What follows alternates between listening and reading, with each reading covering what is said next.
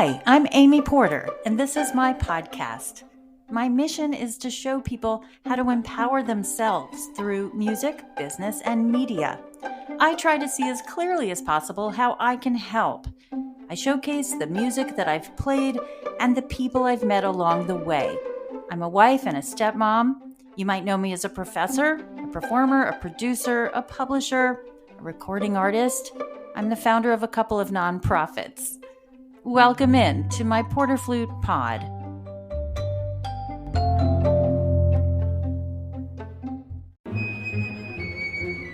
Welcome to PorterFlute Pod. It's our most popular platform today, performance therapy. Get out your Piccolo notebook in this therapy session because in the pod with us is legendary Detroit musician Jefferey Zook. I'll ask him the questions you've asked me over the years.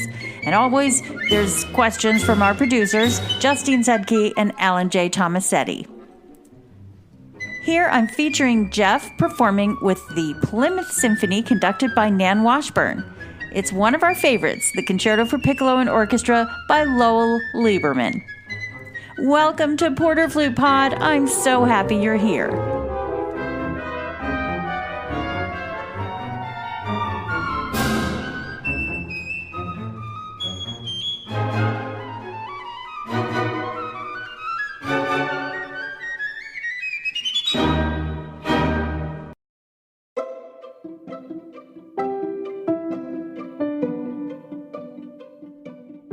There are some people that are legends. What does that mean in music exactly? I think it means that the entire town, city, and state knows who that person is. If you're from the town and you work hard and make a name for yourself in high school, and then you go away and come home again and do the thing that you've always dreamed of doing in the best place imaginable, that's the story behind legends. When the people of Detroit hear the name Jefferey Zook, they smile and they think music. They know the wonderful offerings through music and management that he shows in the community. He's been a leader. He's been in award-winning roles. He's been in teaching roles. I met Jeff in 1990 in the hallway of an NFA convention. We were colleagues in competition. And fast forward to 1999, we shook hands as colleagues in community. You never know when you meet another person in your field if they might become your colleague. Changing the world one flute player at a time isn't easy, but we tend to do that when we're in community. And it's for a bigger reason than the networking or the prestige. It's service. It's bringing your humble, quiet presence to the cause, even if the work seems irrelevant. I'm so happy to celebrate the power that Jefferey brings to the piccolo and his presence in the world of music. A member of the Detroit Symphony Orchestra flute section since 1992, Jeff Zook holds degrees from the University of Michigan, the Royal Northern College of Music, and the Royal Academy of Music in London, where he received the coveted recitalist's diploma. Jeff has won top prizes in the NFA Young Artist Competition, the William Byrd National Concerto Competition in Flint, and has been awarded a grant from the National Endowment for Advancement of the Arts. Highly in demand as a teacher, Jefferey Zook is the DSO Applied Faculty of Flute at Oakland University here in Detroit.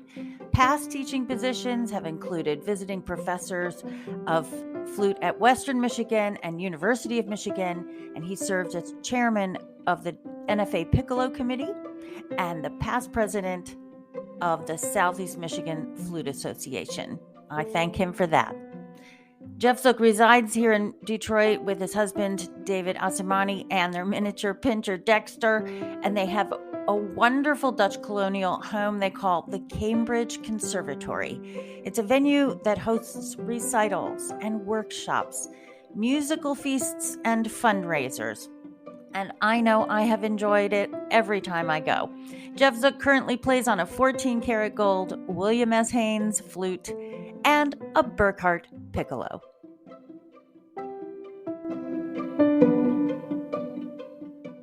Jeffery Zook, welcome to PorterFlute Pod. Thank you, Amy. It's a pleasure to be here. Performance therapy piccolo power is what I'm calling this podcast. And when you say the word piccolo to anyone, it gets a reaction from no words and just wide eyes to I love the piccolo to I can't stand the piccolo to oh, isn't the piccolo in the marches? Don't they stand up every once a year? I like to start from the beginning.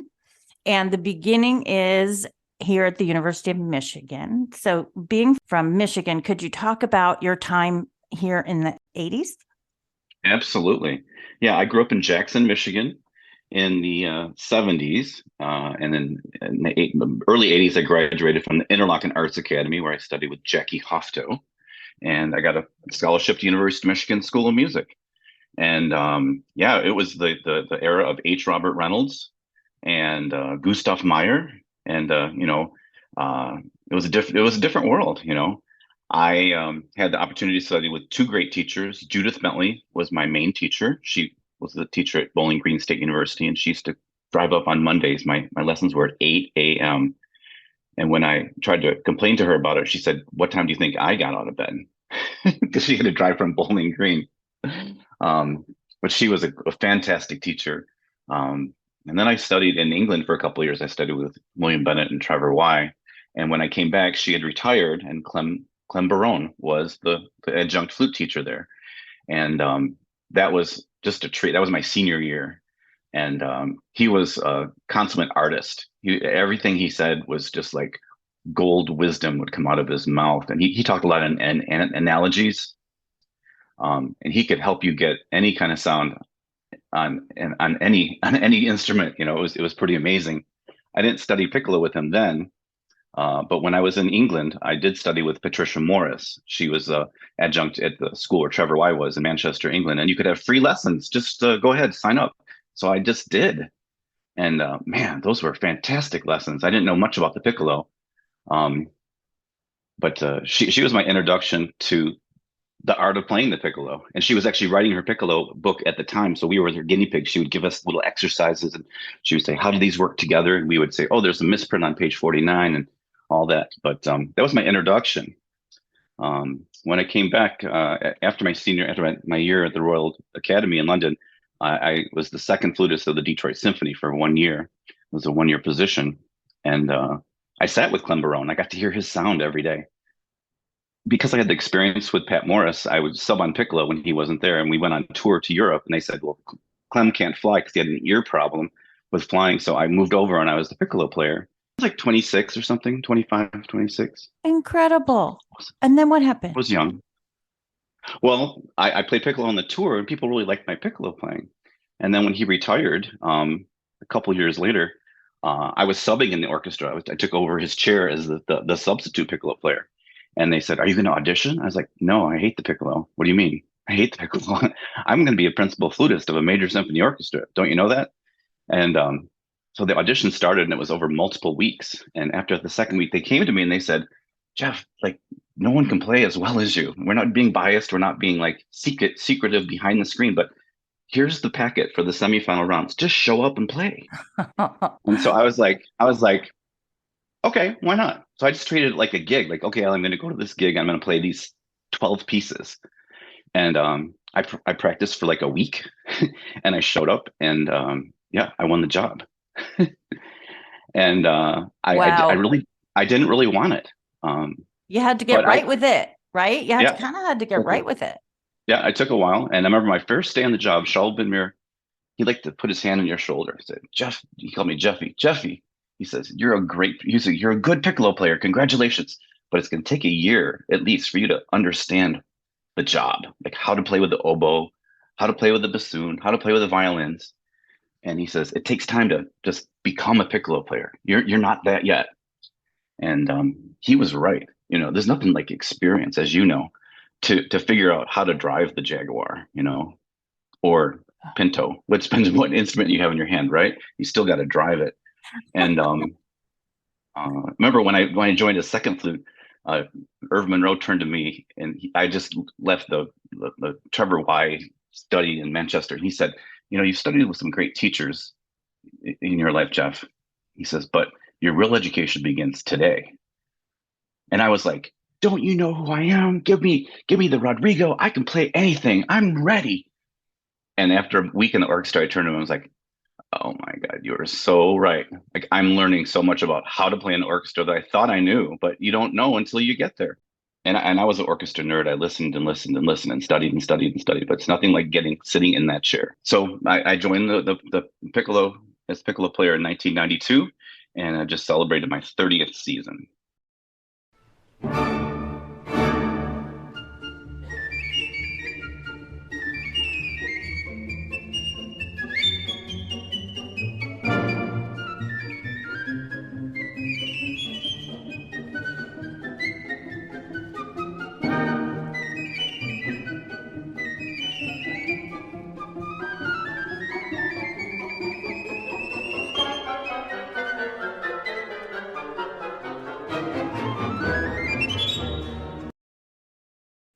Because you had this fortune of playing with H. Robert Reynolds in this amazing symphony band and with Gustav Meyer and the amazing symphony orchestra, let's talk about requirements of the piccolo in the bachelor's degree.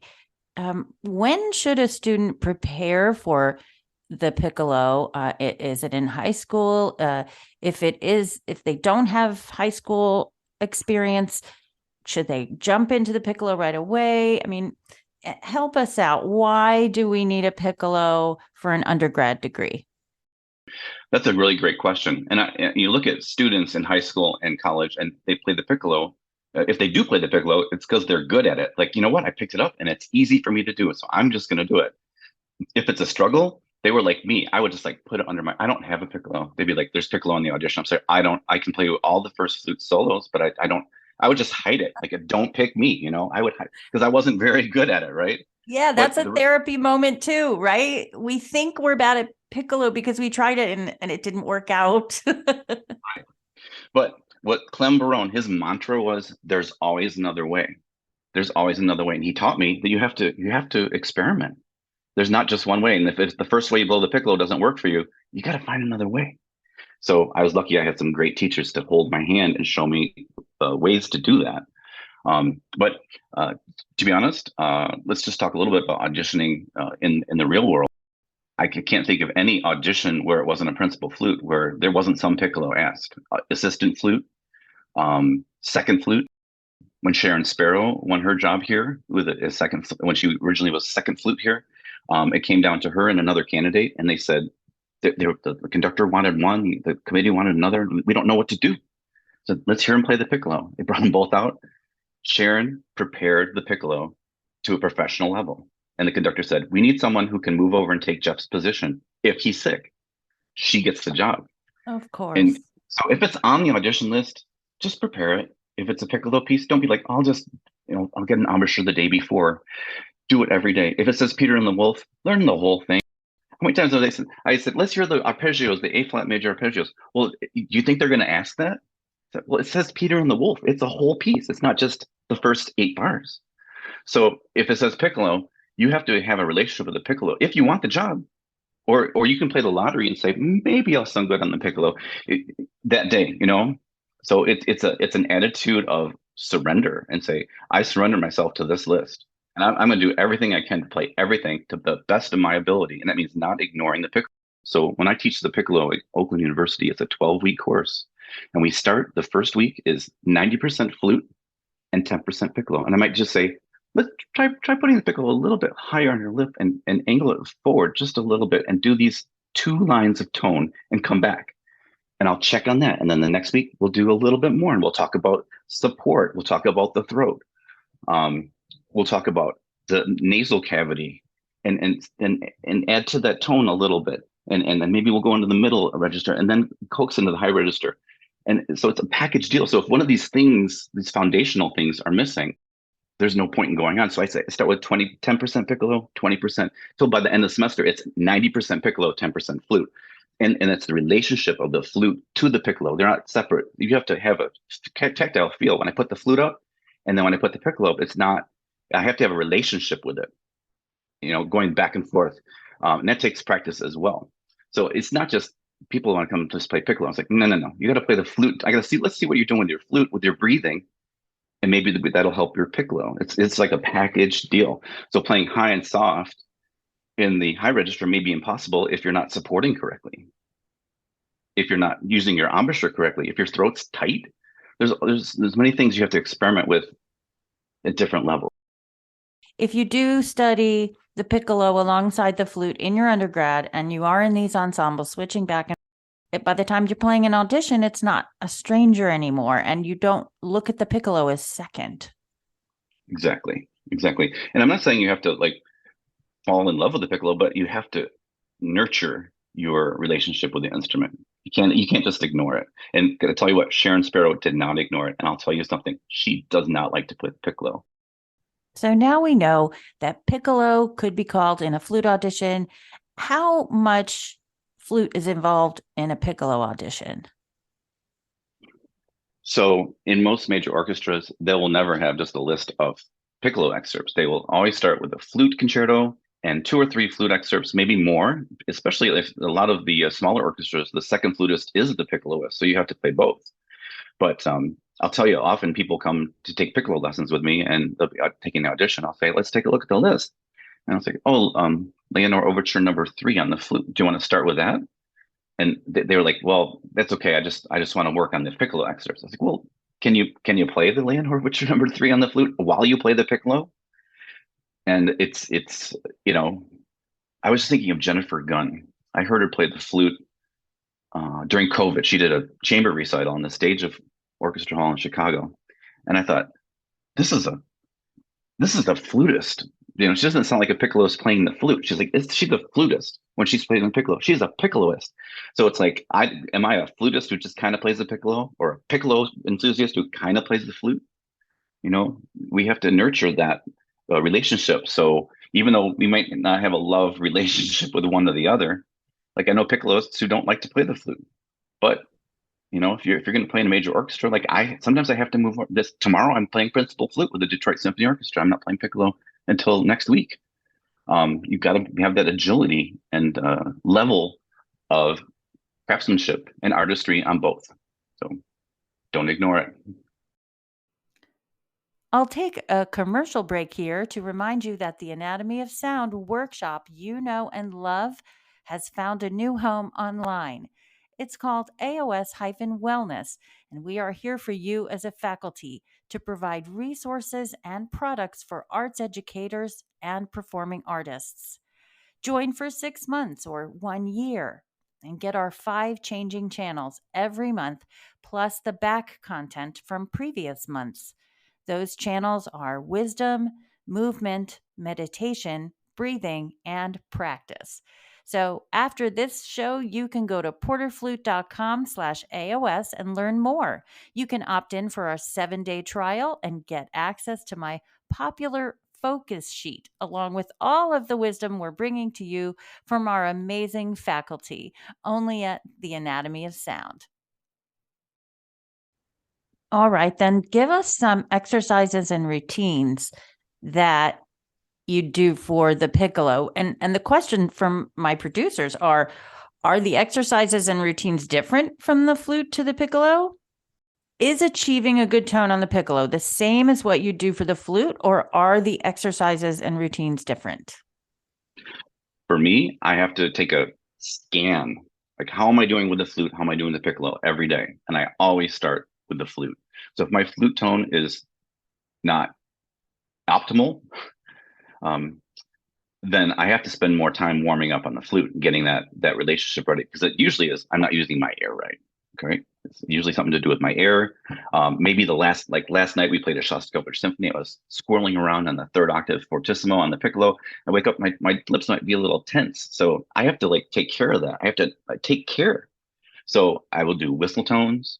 I will do harmonics. I will do a lot of low tone, low register diaphragm attacks to relax the embouchure so that I can get the basis for my flute tone before I go back to the piccolo. Often, like I'll warm down after the concert, right on stage while people are packing up. I'll just play some low flute tones just to make sure my embouchure can just, before I put everything to bed, make sure my embouchure just relaxes a little bit. And Sharon always laughs. She says, "You sound like an alto flute," because my lips are pretty, like they may be a little wound if we played a lot of third octave stuff. But I have to like take care of that so that I don't get stuck up with my embouchure. Another question from our producers, is there such a thing as practicing too much piccolo? Can your lips get too tired or your ears can't take the high frequencies at a certain point? Oh, definitely. You have to, again, take, it's like if you just go in the gym and you're like, okay, I'm just going to run a marathon now, you're going to hurt yourself. Same with the piccolo. I get sometimes get over ambitious if I haven't been in shape. I'm like, okay, I'm gonna do like 2 hours, stuff like that. I have to take breaks and go back to the flute to make sure that relationship is there. Because once that relationship is gone, I'm going on a bad course with the piccolo. I got to keep that relationship with my tone on the flute and the air on the flute, so that I don't start overusing, let's say, the embouchure on the piccolo. Because once you start doing that too much, then the muscles don't. When I take a break and come back, my muscles won't respond. They won't remember. So it's important to take breaks. Always, go back, refresh with the flute. Sometimes it takes a little longer. Yeah, so I start my piccolo practice with flute, then I go to piccolo, and then I always go back to the flute, and then I put everything away. So I always had that foundation, and it's a tactile feeling. I remember asking a doubler when I was at U of M. He played saxophone and piccolo and bassoon and clarinet, and I said, how do you deal with, like, sometimes it takes me a while to switch from flute to piccolo. He's like, as soon as I pick up the clarinet, I imagine what my embouchure feels like inside my mouth. And if I practice that imagination, and then the muscles start to form before the horn comes up. So changing from the flute to piccolo, that's something you need to practice as well. Because when we play like the Nutcracker and all of a sudden we're playing third flute on the Dance of the Mirlitons and popping out these low C sharps, they're not even going to come out if you don't have the flexibility. Hoot, hoot, hoot, hoot, hoot, hoot, hoot. Exactly. Do you wear earplugs when you practice the piccolo? I do if it's if it's a lot of third octave. I have these. I found at the garage sale these orange silencer headphones that they use at the airport. You see the people directing air traffic with these headphones on. I think they're using gun ranges too. Yeah. David calls them. He says, "You got your Princess Leia headphones on, going around practice like this." Those have saved me though. Yeah. Okay. And something they're attenuator earplugs. I don't have any of those, but some of my colleagues do. But it's important to I find that also in practicing the third octave, it helps to have the earplugs in sometimes because when I don't have that strain on my ear, I can be more relaxed with my embouchure. Well, there you Because I'm go. not like trying to squeeze it out, right? Just Yeah. airflow.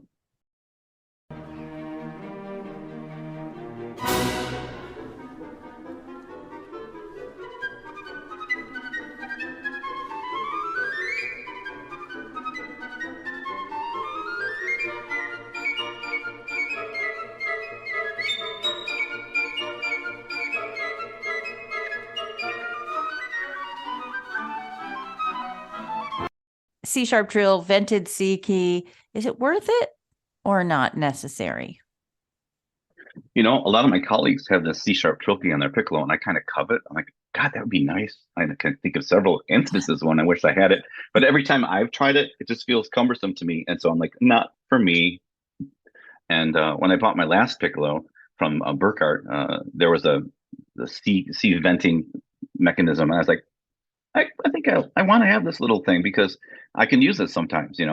I don't need it, but I found fun little things. There's a thing in the Mahler Fifth Symphony where the piccolo has to play a bunch of middle E's, and I was like, if I vent that note, I can hit that E really hard and it doesn't crack. I'm like, oh, who knew? Like there's lots of uses for that. So Sometimes, like, if I'm playing a soft high note, I can just slide off that a little bit. But cylindrical piccolo, and they play so easily in the third octave. Like for Shostakovich, that's what I want. I want to borrow that Oh, silver Haynes, and okay. liked it on the flute. It wasn't comfortable for me, but I have a lot of students who end up, especially the Homig has a lot of options with the wave. I've noticed, and they sound great. So I think it has to do. You have to check your comfort, but also your sound. Last little bit of advice is don't go and buy a piccolo if you don't know how to play the piccolo. And people come like, I bought this piccolo. I'm like, why? He said, well, it's the one I sounded best on. I said, but you don't know how to play it. So we start working. And then after 3 to 4 weeks, we start working on like intonation or dynamics, and they can't do anything because this piccolo doesn't have that capability. So make sure you have experience. Go borrow a piccolo if you need to, or get one from a friend or whatever. But don't go trying piccolos if you don't know how, because a lot of these piccolos are made for people who don't play the piccolo. So you pick them up and bam, the sound comes out, but it's not flexible. It's not, this has no depth of sound. The intonation isn't correct. So it's kind of I don't want to say it's a trick, but people get sucked into buying maybe an instrument that they're attracted to, but they don't realize that once they get into the piccolo, it doesn't give them what they really need. So make sure you know how to play the piccolo, and also ask a piccolo player. Go play for it and say, what did you think? Some of your students came over this year with piccolos to try. I'm like, thank you. And because I Yes. have an educated ear about what are the pitfalls in instruments, and they're tiny. No pun intended. Pitfalls are tiny, but you don't even know they're there until you look deeply. So it's important to have some aptitude, but also get some help. Don't do it on your own. I feel like when we're young, we can't determine what's best for us. So I'll speak personally. My mother in let's say 1977, 78, I was a sophomore in high school, showing that I had promise, that I should really, play piccolo in the Youth Orchestra of Greater Philadelphia. So they bought me a metal piccolo. And, we can giggle, but some of those metal piccolos weren't bad. Can you talk to the wood that's used on the piccolo and maybe speak to why metal piccolos aren't that bad? Well, I have a friend who has a metal Haynes, and I keep telling him, whenever you want a $500 bill, you can walk down. I'll give you a $500 bill for that piccolo. I want that Right? piccolo because Right. it plays. It's it's a cylindrical piccolo, and they play so easily in the third octave. Like for Shostakovich, that's what I want. I want to borrow that Oh, silver Haynes, and okay. so it's a different animal, and they play very easily, and that's why they're used in bands a lot. Unfortunately, the tone itself is a little too strident for everyday playing in the orchestra. It doesn't have the flexibility, doesn't have the depth of sound that a wooden instrument would have. So I would, you know, it would be like an addition to my repertoire of instruments if I had a silver piccolo. I've also wanted to get a D flat piccolo for certain passages that are like a little easier in a different key. Like some people play Tchaikovsky's Fourth Symphony on the D flat piccolo. I don't know. I don't really need that, so it'd be like just a toy. But yeah, It in the sounds orchestra, fun. especially. Yeah, no, it is fun. And Can you there's a funny name? story about Go the ahead. Cleveland Orchestra. And George Zell saw this man had a silver piccolo, and he said, there was two piccolos of Berlioz's Faust or something, Damnation of Faust." And he said, "Sir, with the silver piccolo, your tone does not match your colleague. Can you please get a wooden piccolo by tomorrow's concert?" So he took some black shoe polish and he painted his piccolo black. And George Zell said, "Now the tones match. Thank you, thank you." We'll just leave that there. Yeah.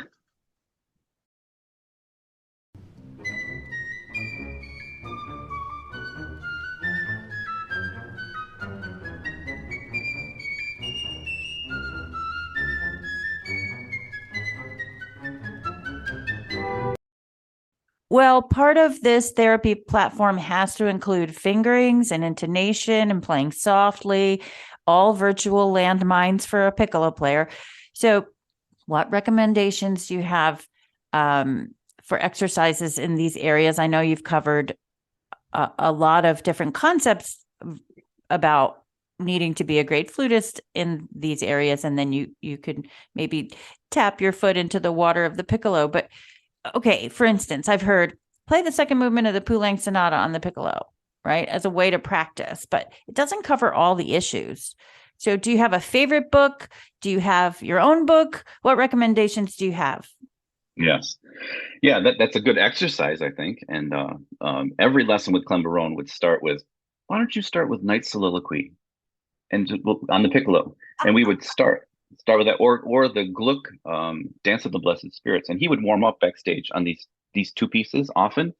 And it's a great way to just test your artistry, not just your facility on the instrument, but your artistry. And that's what he was like a great Italian singer coach, like always had to sing, every note had to be singing and vibrant. And so I think adapting pieces from the flute repertoire and exercises from the flute repertoire is an excellent idea.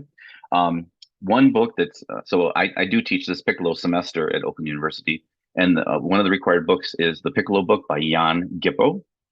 I think it was published by Burkhardt Company, but it has every fingering possible for the piccolo, every trill fingering, every alternate fingering. And you just need to sit down with your piccolo and a tuner and check them out. Check them out. There are certain fingerings that I like. I rarely use the regular flute fingerings in the third octave, especially.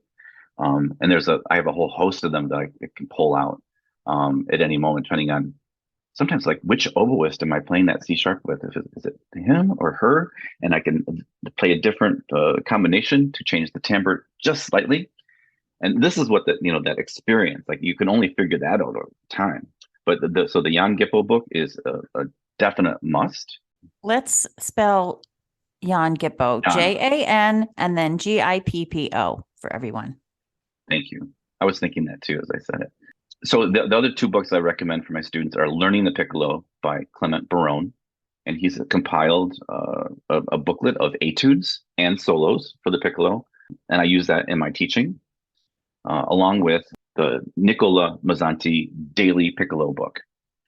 This book, I keep this with me. I get to the hall 30 minutes early, and I go in the practice room, and I play this book before I walk on stage every day, if I haven't already done an hour at home.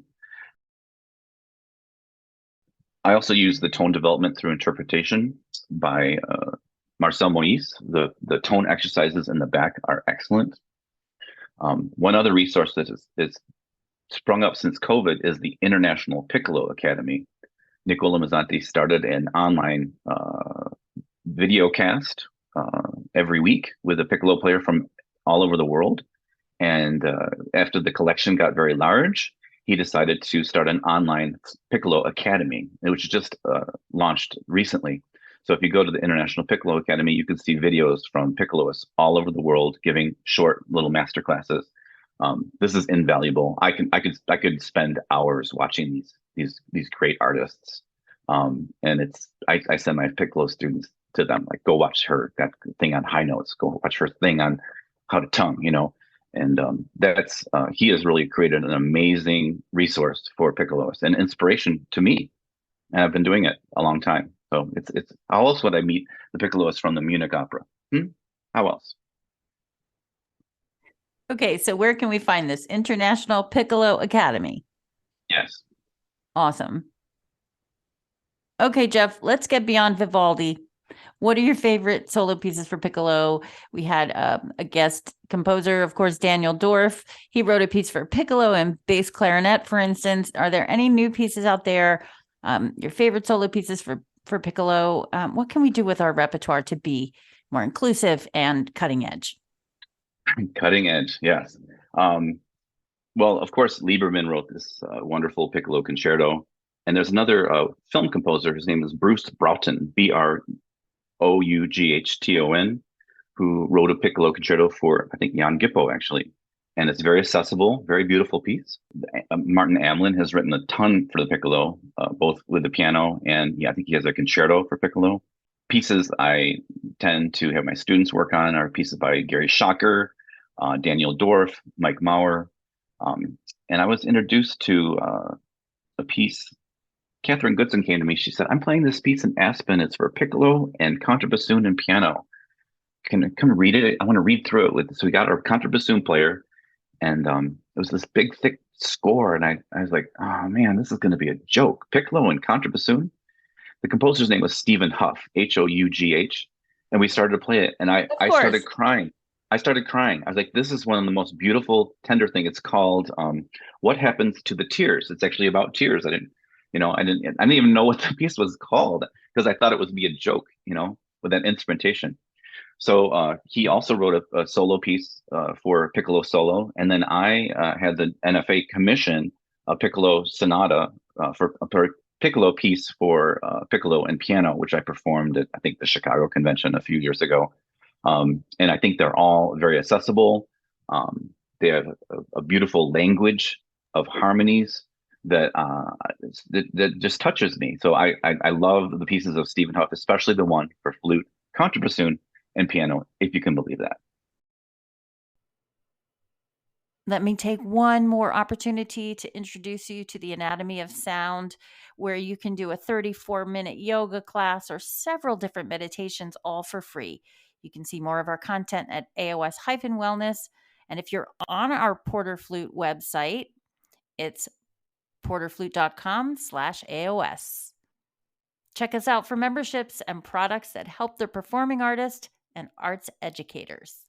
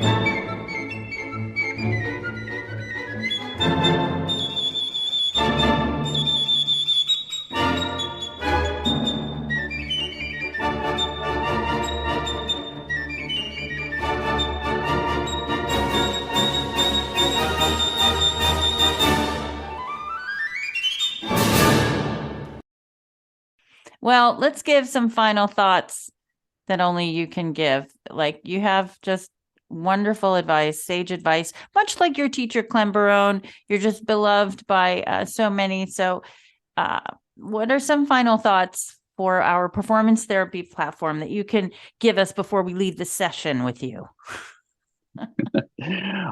Well, this first comes to mind, probably one of the most incredible lessons I had with Clem Barone. I was playing a Tchaikovsky's Fourth Symphony for the first time with the Detroit Symphony Orchestra. I went over to his house down in the basement, and we worked on the famous solo for 20, 30 minutes. And then he turns the page to the last movement. And he goes, let's play this now. And I said, I played that in band. I know this last movement. I'm okay with that. Let's do this other piece by Prokofiev that's coming up. I want to help on that. And he said, no. Let's take a look at the last movement of Tchaikovsky's Fourth Symphony. And he put his hand on my shoulder and he said, every time we play this piece, we have to find a new way to play the groupings a little better, the intonation a little more in particular. But how can we play it a little more musical than last time? And he kicked my butt on it. I was literally sweating. We worked for this an hour in the last movement of Czech 4. And he taught me that there's always another way. And he said, when you stop thinking like this, Jeff, you'll be like the last chair violinist who's just there phoning it in for the paycheck. He says, you don't ever want to become that. And that lesson never left my, when I'm kind of falling asleep in a Pops concert, I think about that. Like, how can I make this articulation a little better, even though it's just a silly Beatles tune?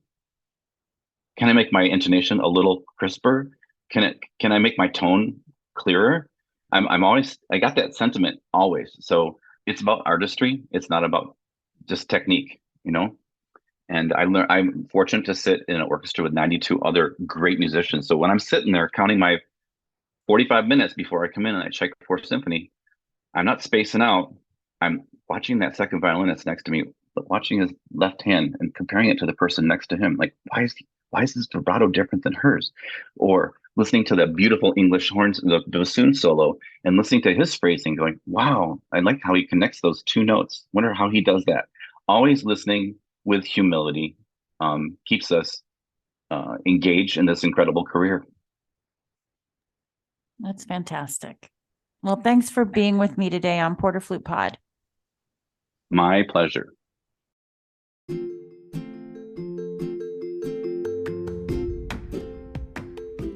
I'd like to thank Jeff Zook for being in PorterFlute Pod today. You can find more about him at jeffzook.com. JEFFZOOK.com, and hear him live in Orchestra Hall with the Detroit Symphony Orchestra. If you'd like to visit us over at our website, it's porterflute.com. AmyPorter.com is for students and everyone else, so you can click on UMich, FAQs, or Porter's curriculum to learn more. You can find me as PorterFlute and Anatomy of Sound on YouTube. And on Facebook and Instagram, I'm PorterFlute and AOS Wellness. Thanks for being here. I'm so grateful for you.